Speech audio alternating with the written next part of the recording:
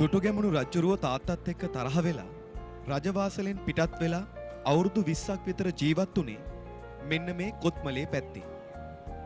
මේ කුඹුරු යායට බැහැලා ගැමුණු කුමාරයා ගොවිතැන්පත් කරමින් ජීවත් වුණා කියලා ඉතිහාසයේ සඳහන් වෙනවා.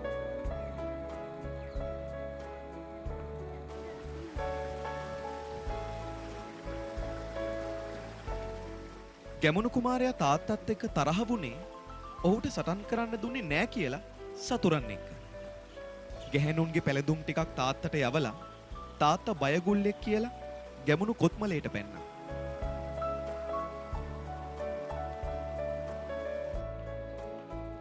මෙන්න මේ අපි දකින පරිසරය අදත් ආඩම්බර වෙනවා ගැමුණු කුමාරයාව පෝෂණය කරලා හදා වඩා ගත්තට. මෙහි ජීවත් වෙන මිනිස්සුත් ඉන්නේ ඒ ගැන ආඩම්බරයෙන්.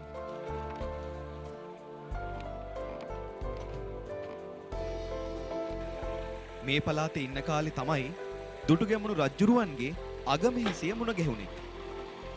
ඉතින් වයස අවුරුදු 16 විතර කොත්මලේට ආපු ගැමුණු කුමාරයා තමන්ගේ ජීවිත කාලයෙන් වසර 20ක් විතර ගත කරපු කොත්මලේ ගැන තමයි මේ අපි කිව්වේ.